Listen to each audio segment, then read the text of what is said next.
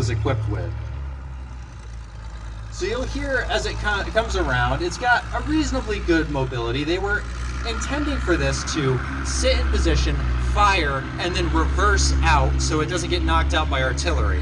Because although that frontal plate is fairly thick, as any of you who have played World of Tanks will know, the side armor and rear is basically paper.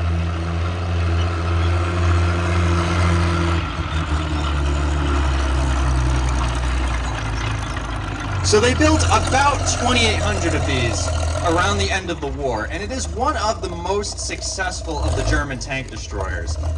So if you look closely, these wheels on the bottom may be familiar to those of you who know Czechoslovakian or German armor. This is actually built on the Panzer 38T, and this is one of the most successful of those vehicles. So you see that funky shaped mantlet, the gun, the armor all along the front. This is a vehicle designed to be shot from the front and bounce shells, not the side. So yeah, that's about all there is for me to say about the Hetzer, I think. I hope you guys enjoy your weekend here. Stay hydrated, as they said, and I hope you guys enjoy the rest of the show. All right, thank you, Kona Vark, and also the Hetzer team. Very difficult to operate one of these late war German vehicles. You saw me get out in the field there, giving the direction to the operator. Now, we have a crew commander, and that's exceptionally important in this case. You see right here on the front of the vehicle, these two tiny little vision blocks? That is what the driver is using to see in front of the vehicle. Now, when it was introduced, it was on the Russian front that the Russians realized that you could blind the driver by hitting those vision blocks. So look what they've done. It's very clever. They've actually just painted 2 more slats on the frontal armor so that from a Russian tank, he didn't know which one to aim at. And instead of hitting the vision blocks, hopefully, the Germans were hoping they would be hitting that strong frontal armor that Koneberg was talking about. So I'm going to pivot it out of the field and let it go by you guys one more time. An exceptionally rare vehicle, and it's the only running example of a Jagdpanzer 38T Hetzer or G13 in Canada.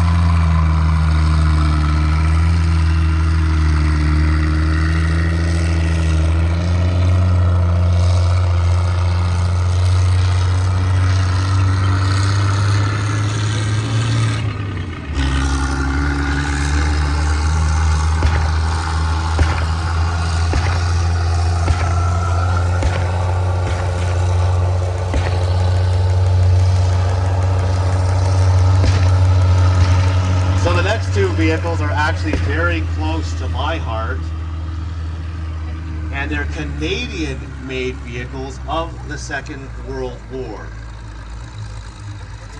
The vehicle you see out on the field right now is a GM, or General Motors, Fox Mark I armored scout car. So those of you who know British armor and British vehicles, you may say, well, no, Jeremy, that's actually a Humber scout car. But no, it is actually a GM Fox that was built right here in Oshawa, just about 5 kilometers away from the museum.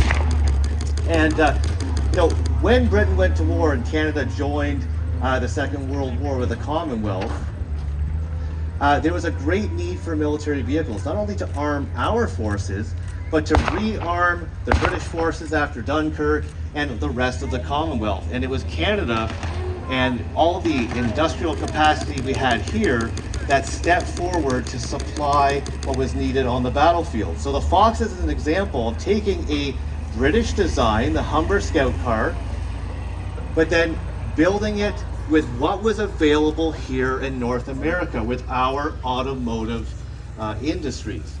So the chassis, we were already building trucks like this, and you see it coming around. This is a quad, or a FAT, a field artillery tractor, a four-wheel drive truck that can pull a heavy gun, a heavy load. And this was built in 1940 here in Oshawa as well. And so they took this chassis, and you can also, if you look at this quad, it's designed sort of in like the Bedford truck design of the United Kingdom. And they took that chassis, because it was a heavy chassis, it could pull a heavy load, and they made it into an armored car. So what's special about this particular vehicle? Not only was it made here in Oshawa, and built and served with our Canadians, but the one you're looking at right here is actually a combat veteran, and that's exceptionally rare in Canada. Canada sent all of these vehicles, over 800,000 vehicles were built here in Canada and sent overseas to many nations for the Second World War, but very few of them came home. After the war, we gave them to our allies in the newly liberated nations of Europe. Now the Fox, this was sent to the Italian campaign in 1943. It was built September in Oshawa in 1943, and it went to combat overseas. It returned to the museum thanks to a very special donation from a donor, a member in our community who wanted to see this museum have this special Canadian piece, and made a significant donation so that we could purchase it from Italy, bring it home. It came back to the museum last September, 80 years after its deployment in the Second World War. Can you imagine that? 80 years. It finally came home, not just to Canada, but to the city where it was built. So it's it's not a tank, but it's one of the crown jewels of our collection. It's known as a CMP, or Canadian Military Pattern Vehicle, but a unique one in being an armored scout car. There was several different variants of armored scout car made here in Oshawa. There was 1,406 of these built, and there's only 7 known complete examples in the world today, and very few of them run. So this is one of the rarest vehicles that you'll find on display at Aquino Tank Weekend, especially if you're into Canadian Second World War stuff. 1 of 7 left in the world. And then of course the 1940 CMP, Canadian Military Pattern Chevy FAT, Field Artillery Tractor, to give some comparison of the chassis and the trucks that we were building at that time. So let's hear it for the crews of the CMPs.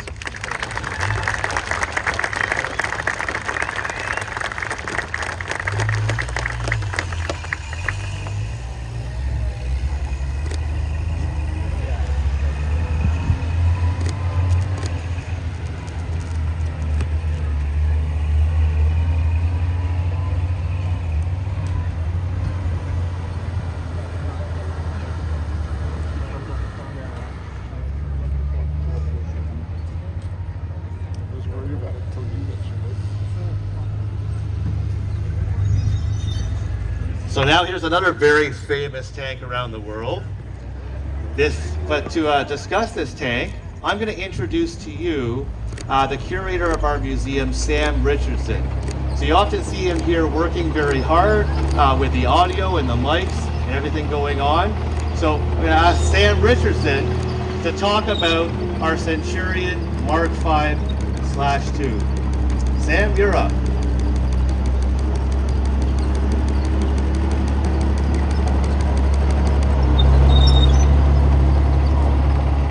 Hello folks, how are we doing today?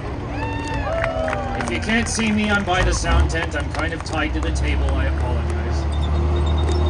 But I'm happy to speak with you about the Centurion because, like some of our other vehicles in the collection, this is a unique scenario in that it is one of, if not the only, Centurion operating in North America. It's fitting perhaps that the Centurion was born in the same nation that created the tank in the first place, the United Kingdom, and that it is perhaps the home of this first example of an iterative design in tank warfare, the main battle tank. Beforehand, you just had light, medium, and heavy tanks by classes of weight of about ranges of 20 tons, and you had to have some compromise between firepower, armor, and speed for the tank to be successful. The Centurion is one of the first cases in which that was no longer required.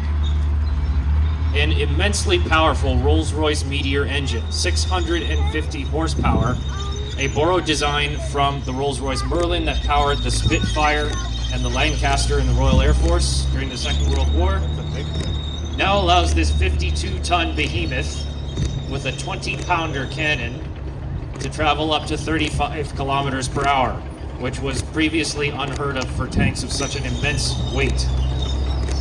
The museum actually has two Centurions, this one and a monument by our front door. This particular one that's operational right now actually came from Saint-Hubert, Quebec, and it was formerly a monument there itself. Sadly, Centurions are difficult to restore because they have a tendency for their parts to seize after sitting for a little while. More so than other tanks, that is. So after it was removed as a monument from Saint-Hubert, it was brought here to the museum around 2005, and because of its relative rarity, its identity with the Canadian Forces, having served with them for around 25 years, it's been a passion project with the museum's membership for a long time. In 2011, it actually appeared on the hit TV series Tank Overhaul. However, it sadly took around another decade for this Centurion to be fully restored to operating condition. Since then, though, it has been especially ever more so a jewel of our collection, and we're immensely proud of the incredibly hard work that has gone into its restoration. As for some of the specifics, Canadian Centurions have had a history of picking and choosing custom upgrades from later Centurion versions, so unfortunately its history is a little unclear. The best and most accurate designation we can give it is Mark V LR, as in long range because of that armored long range fuel tank on the back, but it's also got certain other distinct features like the Browning M1919 coaxial machine gun that makes it a Mark V in the first place, but also a 50 caliber ranging machine gun, and some fixtures for infrared lighting and other devices that come from even later versions.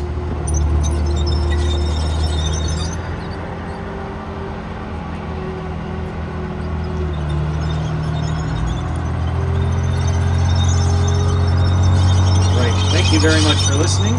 Enjoy the rest of the show, everybody.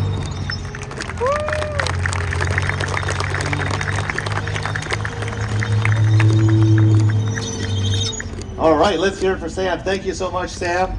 Now, talking about a British tank in Canadian service. Well, there's actually, if you look in the tank, there's actually a British tanker in that tank that we might know.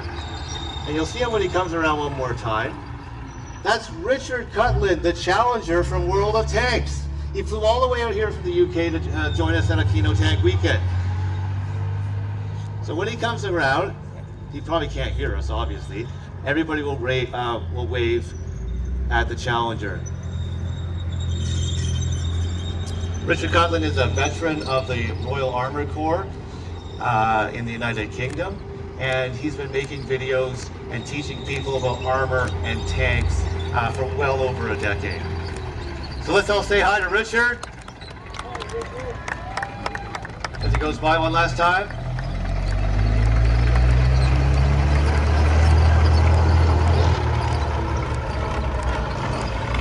Okay, the next vehicle, this one might kick up some smoke.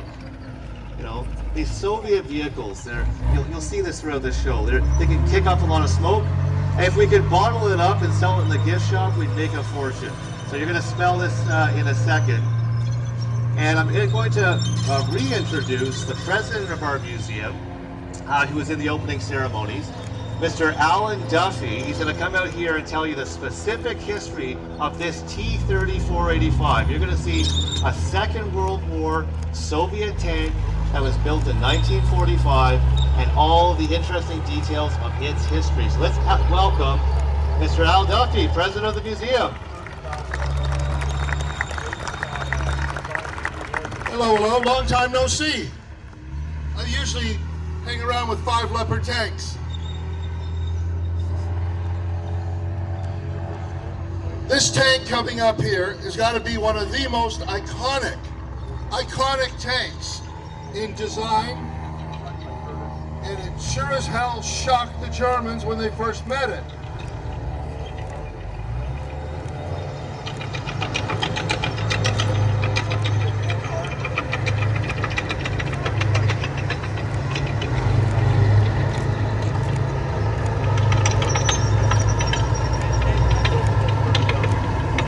This is the T-3485.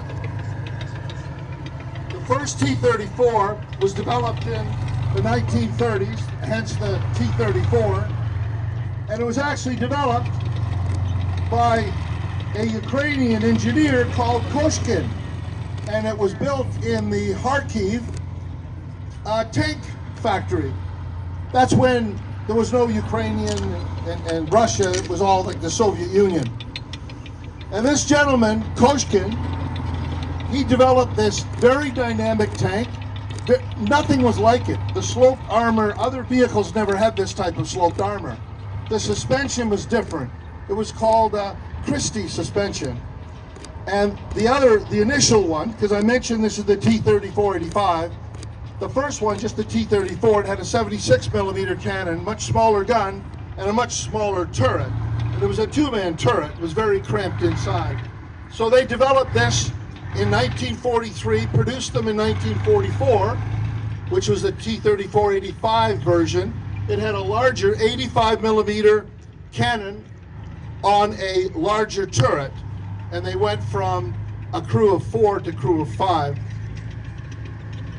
This cannon, 85 millimeters, the intent, it had to take out a Tiger tank, because the Germans had those big tanks, and the regular 76 millimeter on the T-34 just wasn't cutting it. So they come out with this one.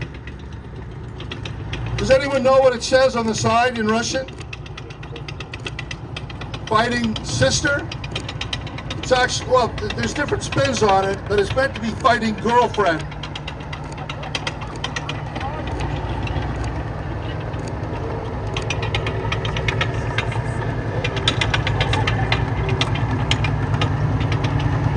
It's a challenge to keep this one running, you can imagine.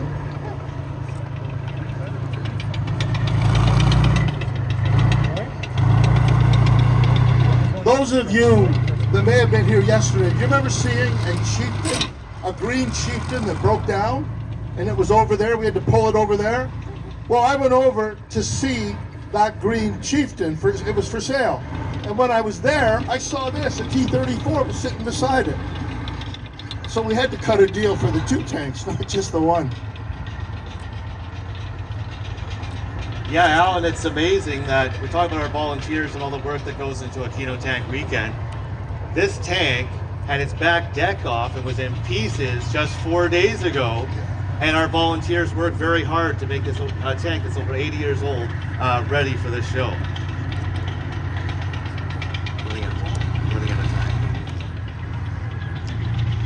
Okay, so just a couple comments. When we first got this, we weren't sure when it was made, where it was made, and what it had been through. And then we received the official manifest that the factory gives to the military, and it matched the serial number on this exactly. So this was actually made in June of 1945. After the war in Europe was over. But Stalin agreed that when it was over, the Soviet army would attack Japan, therefore relieving the Americans, because the Americans invaded Europe in Normandy. So this was all part of the deal. So it went over, and with more tanks and armor than was at the Battle of Kursk in Russia, in 8 days, the Russian army went down and totally cleared out Manchuria and that whole area in China that was controlled by Japan. In 8 days, it was over. This tank has suffered severe damage on the front glacis plate, which was replaced, and on the side plate. It had been shattered and just re-welded. They didn't replace it. So the history that we have, and then this thing ended up in Bosnia in 1995. So you go from 45 to 95, 50 years later. I don't know what it was doing in between, but it was one of 2 or 3 other T-34-85 that attacked British peacekeepers at an outpost in Bosnia. So then they got mad, and the whole British army went in there, a lot of them, not a whole, and they basically captured 4 or 5 of these, and they were sent over to England. This is one of the ones that was in Bosnia in 95, and it was in Manchuria and took out the Japanese forces. So it's amazing that we can find out these histories. Anyways, we could talk all day in each one of these vehicles, but that's just a brief overview of it. I hope you enjoy it. T-34-85. All right, thank you, Al Duffy. He could talk about the T-34-85 for several hours. All the research that he's done, I know. Okay, so the next vehicle that's coming out, I believe, Marshall, is the Sheridan. Okay, and I'm going to introduce our last speaker, our last guest speaker here. I'm sure you know this guy, Nicholas Morin, the chieftain from World of Tanks, who's been a long-time supporter of the museum. Let's hear it for Nick. He's going to talk about the Sheridan. Good morning! I don't know what they're all talking about it being hot. I'm out of Central Texas. This is a wonderful day for training, but it is absolutely worth the trip to come up here. Vehicle in question you see going around, the M551 General Sheridan. It may look like it, it is not officially a tank. It is an armored reconnaissance airborne assault vehicle. But if you call it a tank, nobody's going to yell at you. The story goes back to the 1950s. The US Army is making a new vehicle, a new light tank called the T-92. It is failing miserably in testing. It's costing a lot of money to fix. In the meantime, the Soviets released a new reconnaissance vehicle called the PT-76 light tank. It swims. Congress is looking at all the money that they're putting to the T-92 program, and they ask a question. This new tank that you're making, does it swim? The Army goes, no, it wasn't supposed to. But the Russians have one that swims. Oh, make us a new tank that works, that also swims. And by the way, if you can also chuck it out of airplanes, even better. Ideally, it will also cost $75 a piece, go at 98 miles an hour, and stop a 115 millimeter round. Well, they can't do that. So they make the 551. It is designed, as I say, for 2 things. One is armored reconnaissance, and the other is being chucked out of airplanes. So this saw service. They built between 59 and 65, or correction, 70, about 1,200 of the things. It's got a 300 horsepower Detroit diesel engine. And the significant thing about it is 152 millimeter gun launcher. Because back those days, they didn't know if they wanted their tanks to shoot bullets or fire missiles. So they split the difference. They said, let's get both. Fantastic. Unfortunately, the system never worked very well. You fire the main gun, the recoil might knock the missile system out of alignment, things like that. The missile was the Shillelagh MGM-51. But this service in Vietnam, and the 152 was very, very good in Vietnam. It fired a beehive round, 10,000 little darts that would staple the enemy to trees. And also clear out on the road so you can see the enemy. Yeah, anything, the next thing in that line. The vehicle in question that's going around there, this was delivered to the museum in '96, and they opened it up and they're doing a restoration. And they find somebody had dropped a spanner into the engine deck and was marked with a unit. Turns out this vehicle is from the 11th Armored Cavalry Regiment, the Black Horse. I happen to be a veteran of Black Horse, but not by coincidence I'm wearing a Black Horse t-shirt today. The vehicle itself, though, wasn't very successful. Most of them were withdrawn from service by the late 1970s, and they were turned into enemy tanks. They will put plastic sheeting, turn it into a Vismod, and it will be used as an enemy tank in Fort Irwin. With one exception, a company was retained in the 82nd Airborne and went to 1991 to the Gulf. And that was the only time that the Shillelagh missiles, 60,000 of them were built. They fired 13 missiles in anger, all at bunkers. And I think most of them actually hit. But anyway, it does float. You can chuck it out of an airplane. It takes 8 parachutes if you chuck it out from high altitude, or you can just fly at low altitude and kick it at the back. It's called a Lapes drop. Looks very impressive, breaks every other vehicle. But I think I'm about to be kicked off now, so I'll hand it back to Jeremy. All right, hope you have a good weekend. Take care. All right, thank you, Chieftain. Thanks so much, Nick. Okay, this segment is almost complete. We have a few more guest vehicles, and then there'll be a pause before we get to the finale of the morning show. Meet the veterans and the Gulf War reenactment.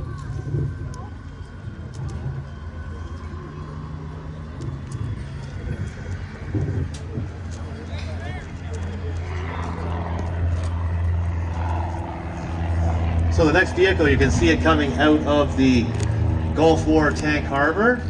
That is definitely not a vehicle that served in the Gulf War. This is another, all right, this is another armored car, this time American made in the United States. This is a T-17 E1 Staghound. This was built by the United States, given to Commonwealth forces, and was greatly loved by all the forces that use this. Sometimes even they'd be issued those Humbers or those Foxes, and now we really love them because of their historical importance. But they were very happy to get a delivery of a Staghound to replace their Humber or their Fox. It was faster, it had thicker armor, and this one has a 37mm main weapon. We're actually going to pull them out here in the middle of the crowd.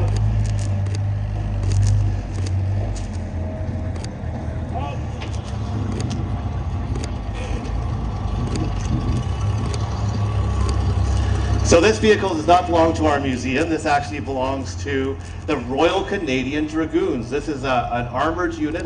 These are serving soldiers of the Canadian Armed Forces.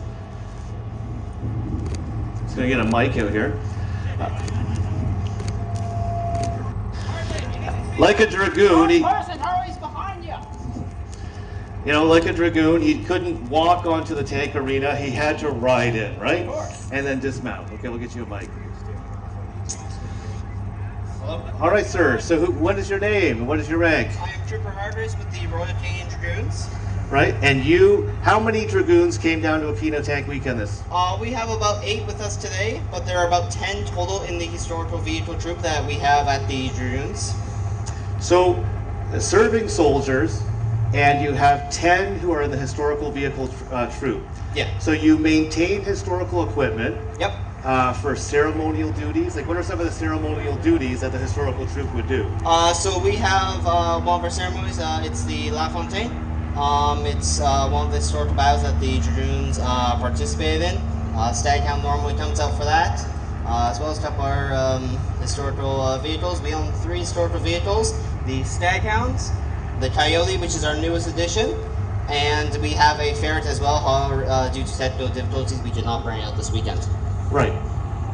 So yeah, and the Dragoons actually served in the Ferret, because we know we have the Ferret Club here. We have like 9 Ferrets at this museum, but the Dragoons actually served in that armored car, the Ferret. Yep.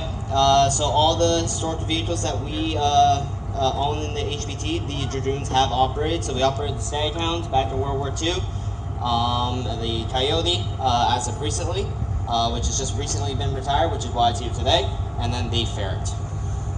Okay, so we heard early in the show about the LAV or the LAV-3. We looked at the RWS. So the Coyote, this is interesting. You may see the AVGPs or the early LAV-1s, but the Coyote is basically like LAV-2. It's a second generation Canadian armored personnel carrier, correct? Yeah, so it's not our armed personnel carrier. We use it as a reconnaissance vehicle. So we have a surf equipment that we set up and go sit in a bush somewhere where we go hide, and we're able to survey the enemy through that gear. We do have a set of surf gear and a tripod set up at our station over there. You can come over and have a look at it. Some pretty cool tech. It was when the surf gear came out, it was the best piece of reconnaissance technology out there at the time. So you go out there into Worthington Commons and you find the Dragoons in the red shirt. You're going to see Second World War equipment, recently retired Canadian equipment, and some other super cool high tech in your display. Now, the Staghound, the 37mm main weapon, do you ever do like ceremonial or demonstration rounds? I'm sure we can arrange that for us today. So I'm going to turn your crew over to you, and this is going to be loud, folks. So the Staghound is a 37mm main weapon, but they're going to do a black powder ceremonial round. So it's like simulating the firing of the main weapon of the Staghound. And I'll hand it over to the trooper. Staghound crew, load.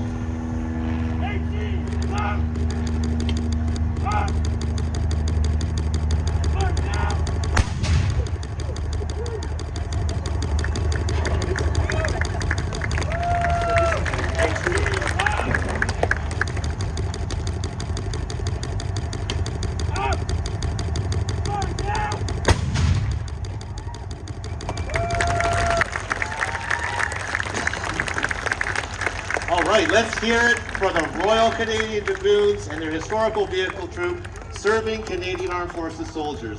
Thank you guys very much for being here. No problem. Applause, guys. All right, and you'll see them again out in Worthington Commons. You can see these vehicles all weekend. Get up close, talk to the Dragoons about the history of their regiment and about their service today. Remember, these are currently serving soldiers. Okay, I'm gonna let them go around one more time. You're gonna all have a good look. I thought I would make them fire down here because with all these new bleachers, you guys aren't getting to see all the show. So I bet you guys really like the Staghound now, right?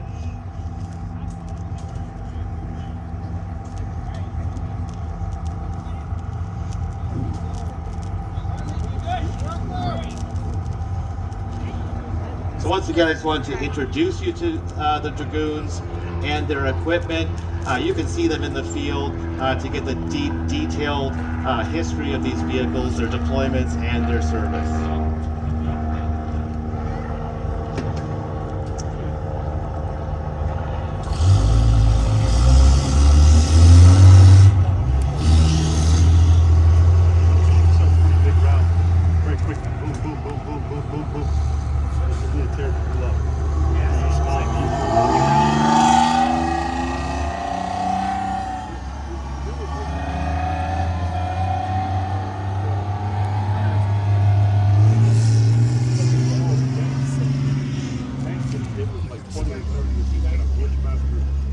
Have them see them. It really starts to tear off. If there's any humans, we can pick it up easily. Okay, we had the young trooper there talking about reconnaissance, and we're going to have another look here at a current Canadian military reconnaissance vehicle as soon as the Dragoons show off their Staghound to you guys.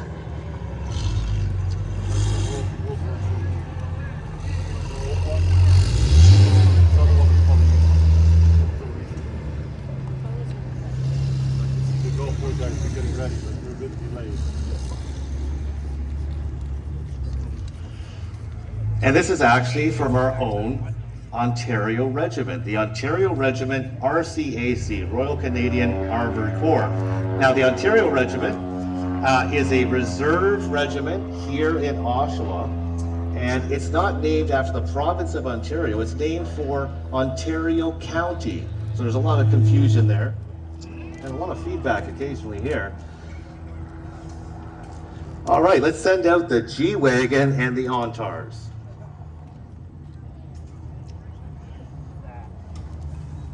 So here we have are citizen and volunteer soldiers, reserve soldiers of the Canadian Armed Forces. They have full-time jobs, they're students, but many of them are volunteers who give their time on weekends and parading on Tuesday nights. They are a reserve for the regular force of the Canadian Armed Forces. Many of them have deployment history. When there's a need right now, a lot of our Canadian Armed Forces Reserve are deployed with the regular force in Latvia, with NATO, and they're currently in a Mercedes G-Wagon, but this is a military version. As you can see, it has a TCF's top with a light machine gun. And so this is a light reconnaissance vehicle. So think just like the way that Jeeps were used and Humvees. So the Canadians decided to purchase these during the Afghanistan conflict as a light recce vehicle. And once again, being an armored unit, I'm not going to have them walk onto the field. I'm going to have a young soldier, a serving soldier, dismount and talk about the G-Wagon, about what it's like to serve in the Ontario Regiment.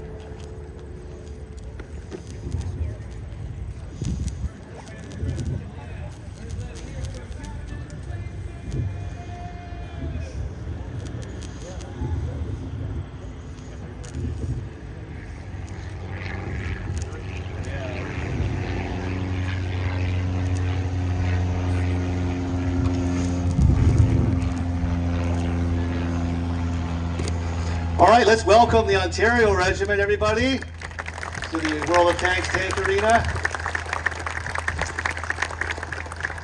Welcome to our tank arena. Can you just introduce yourself and your rank and your name and, and a little bit about your team? Sure. Hello, everyone. We are part of the Ontario Regiment. My name is Master Corporal Coe. Our gunner here is Corporal Sweeney, and the driver is Corporal Robinson. Nice to meet you guys. Thanks for coming out. Alright, so the vehicle that we have that we're presenting to you today is the G-Wagon made by Mercedes, okay? It's our reconnaissance vehicle, has a driver's seat, a crew commander seat, and an observer seat. The gunner is within the cupola, okay, where it mounts a C6 general machine gun, which we have mounted here for you guys today, and it can also mount a C9 light machine gun. Awesome. So Corporal Sweeney's going to talk more about the specific vehicle specifications. Good morning, everyone. My name is Corporal Sweeney. I'm an armored crewman with the Ontario Regiment. Covering some vehicle specifications, behind me I have the light utility vehicle wheeled 3/4 ton 4x4 SMP G270 model CDI. The Love W divided up into 3 main variants. As seen behind me, the command and reconnaissance variant, the basic variant, which is used by infantry units primarily, as well as the military police variant used by MP units. The vehicle is powered by an inline 5 diesel engine with a 5-speed Shiftronic transmission, as well as a 2-speed transfer case. On top of this, the vehicle has 3 independent diff locks for 100% locking, which aids us in off-road and tracks and trails travel.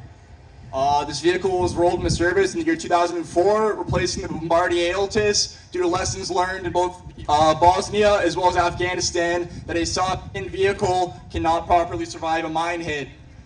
This vehicle behind me is the unarmored variant, but you can also install an APS armor package as well.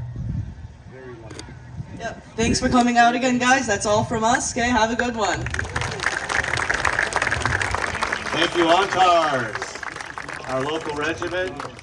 Now, the Ontario Regiment will be out on the field at Worthington Commons near the front of the Ontario Regiment Museum. You can get up close to them, talk to them about serving in the Canadian Army Reserve, what it's like, their experiences, and their equipment.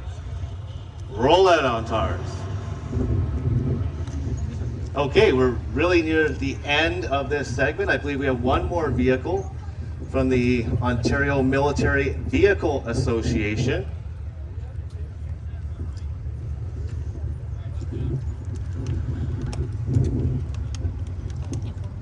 And it'll be the last vehicle of Meet the Tanks. And then we're going to get really loud. So yeah, you can see the tank shows here. You can visit the Ontario Regiment Museum, the Military Vehicle Conservation Center, look at the restorations. But what makes Aquino cool for me, because I'm so busy, I rarely get to visit our colleagues in their museums, is all the things that are out at Worthington Commons. The encampments, the visiting museums, the historical vehicle troops. They work so hard every year. And even like in the Royal Canadian Dragoons, if I didn't mention it, yes, they are full-time serving soldiers, but it's in their free time that they're turning wrenches and keeping history alive with their historical vehicle troop. Now, this museum is the historical vehicle troop of the Ontario Regiment.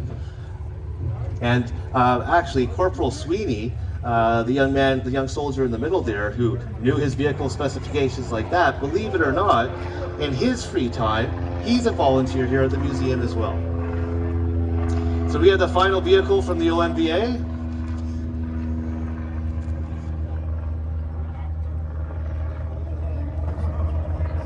So, yep. Okay, so just also got to get the Dragoons off the field here, and I'm being told that that last vehicle did not show up to the tank arena, so we might be moving on to the next segment.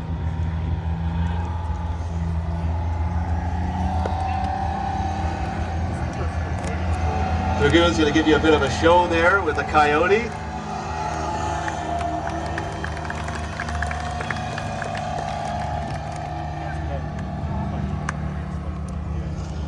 Okay, so we're just going to take a very short break, a few minutes. I've been standing in the tank arena. I really need some water. And we're just going to make sure that all the veterans and volunteers of the Gulf War segment are ready to go, and that we get those guest vehicles safely out of that tank harbor so that we can continue with the Gulf War. So I'll see you in just a few minutes here in the World of Tanks Tank Arena. Stand by.